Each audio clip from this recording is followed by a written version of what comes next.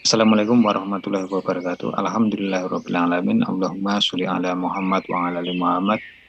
Salam fisika. Selamat datang kembali. Selamat menyaksikan tayangan video di Sekolah Fisika Online kali ini. Masih bersama saya, provokator fisika, yaitu Arif Al-Fatah. Kita akan melanjutkan pembahasan buku Twin Master Outline Fisika. Ya, pembahasan pada waktu sebelumnya telah kita membahas tentang dinamika rotasi benda tegar.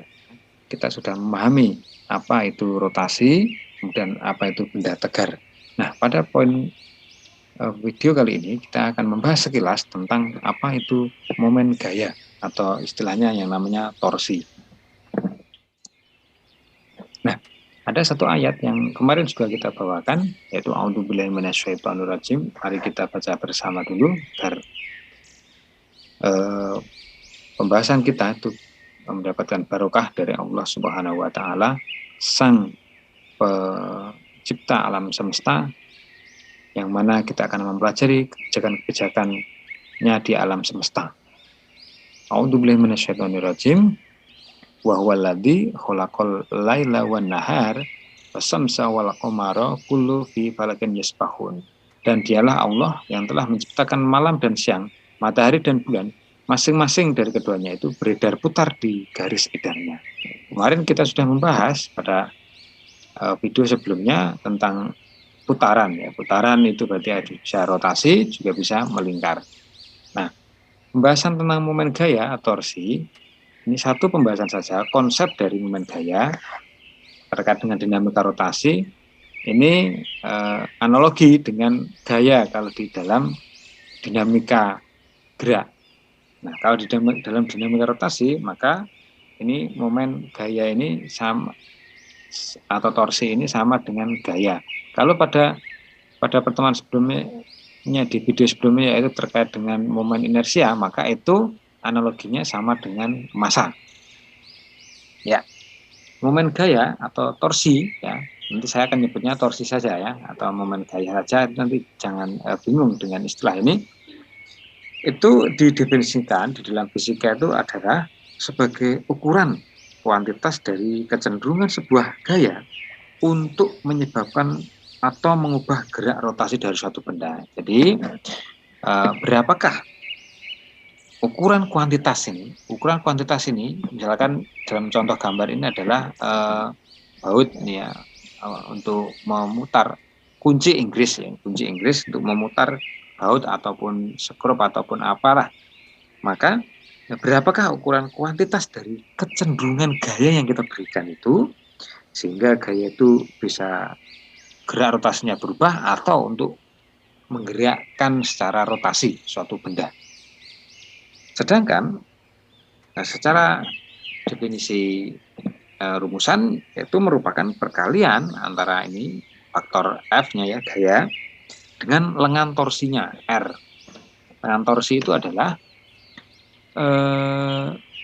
tempat gaya bekerja ya, tegak lurus ya, jarak tegak lurusnya terhadap poros putar. Karena F itu gaya ya, ini satuannya Newton, R lengan torsi itu terkait dengan radius atau jarak maka meter, ya berarti ini tinggal dikalikan saja, momen gaya torsi itu N Newton meter. Ini simbol ini bacanya tau, huruf T dalam huruf Yunani. Nah, kemudian karena gaya itu besaran vektor, maka momen gaya itu termasuk juga besaran vektor sehingga memiliki arah. Kalau pada pertemuan video sebelumnya itu ada momen inersia, maka momen inersia itu adalah besaran, kemarin sudah kita bahas, adalah terkait dengan besaran skalar, senyampang atau analogi dengan massa yang juga besaran skalar, tidak memiliki arah. Sekarang kalau vektor berarti memiliki arah. Nah, arahnya bagaimana? Ini kesepakatan saja. Lazimnya ya, yang sering dipakai kesepakatannya itu adalah jika putaran itu ya, putaran itu searah dengan arah putar jarum jam, searah dengan putar jarum jam, ini arah putar jarum jam adalah ke bawah sini, maka itu negatif, justru negatif. Akan tetapi ketika berlawanan dengan arah jarum jam, ya, berlawanan dengan arah jarum jam, maka positif.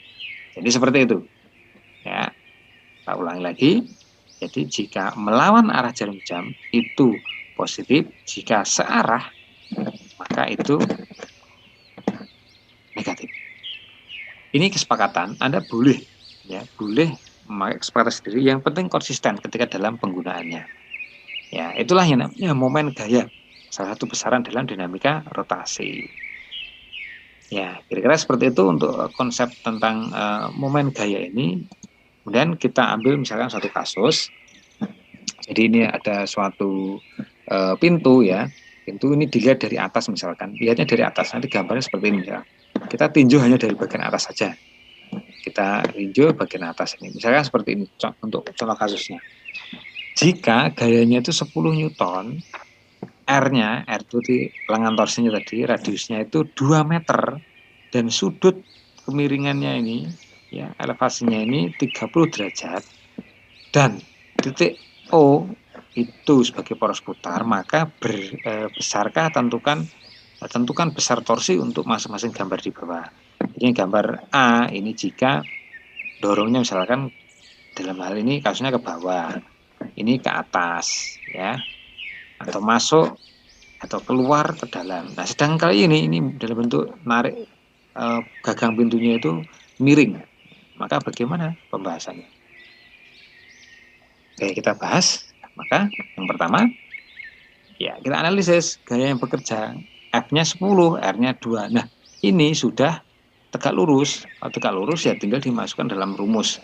Berhubung ketika didorong dengan gaya 10 ini, dia searah putaran jarum jam, maka momennya adalah negatif. Ya, jadi mudah, F kali R 10 ke 20 Newton meter. Ini negatif. Negatif ini menandakan arahnya negatif, itu searah jarum jam. Nah, kalau yang B itu bisa Anda coba sendiri, tinggal kebalikannya. Hasilnya nanti akan dapatkan 20 karena melawan arah jarum jam. Nah, bagaimana dengan kasus yang C? Sekarang yang C itu miring. Ya. Jadi yang C ini miring. Nah, karena ini miring, maka harus ditegak luruskan. Jadi ini harus ditegak lurus terhadap poros putarnya ini. Ini kan nggak tegak lurus. Kita tegak luruskan, maka F masih ingat tentang simbol sin cos, ya.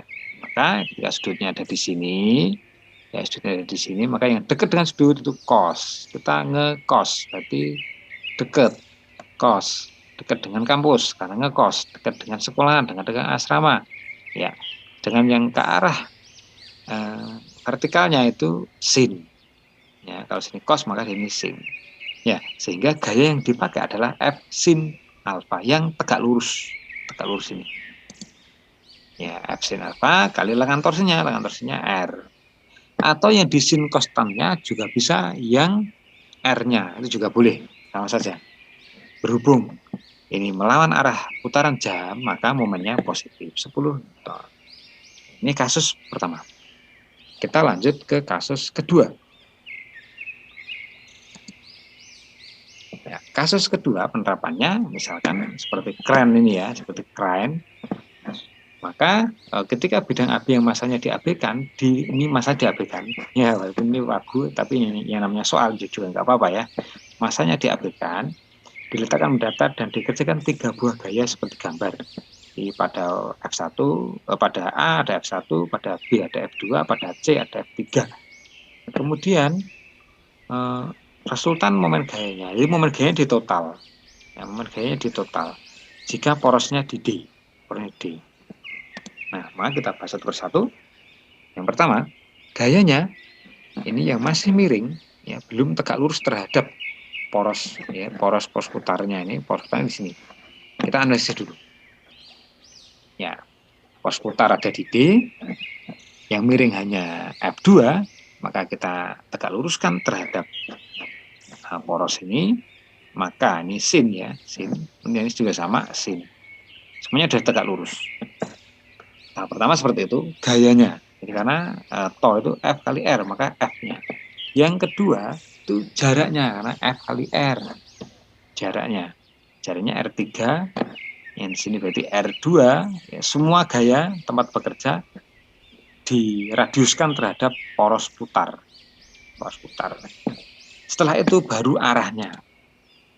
Ya, arahnya dengan poros di sini, ya di D ini, maka Anda bisa lihat C ketika menarik ke sini, maka arahnya melawan jarum jam, berarti positif. Yang B, yang di B ini, F2 sin 45, negatif, karena searah putaran jarum jam. Jadi, mengakibatkan ini putaran ke sana. Sedangkan yang ini sama dengan F3, yaitu positif juga. Maka dari situ bisa kita masukkan semuanya rumusnya. F1 dengan rumus ini F kali R, F1 sini kali R1. F2 berarti kali R2. F3 dengan R3. Anda masukkan nilainya 2,4. Nah, saya kira seperti itu tidak ada kesulitan ya tentang torsi. Caranya, tak ulangi. Yang pertama, tetapkan dulu gayanya, harus tegak lurus dulu. Kemudian, setelah itu, di manakah radius atau jarak gaya bekerja? Ini jaraknya berapa, itu sebagai R, ya, karena tau itu F kali R. Setelah itu baru arahnya. Ini terkait dengan positif, negatif, positif. Karena berpengaruh, karena vektor berpengaruh. Nah, di bagian akhir silahkan dicoba seperti biasa. Kerjakan soal uji ketajaman dalam buku Twin Master Outline Fisika ini. Soal uji ketajaman halaman 139 nomor 14, 15, 16, 17, 18, 19. 6 sini saja. Jika Anda sudah bisa, tetapi jika Anda kesulitan, maka Anda bisa bertanya kepada kami. Jadi bisa bertanya dalam kolom komentar ini. Ya.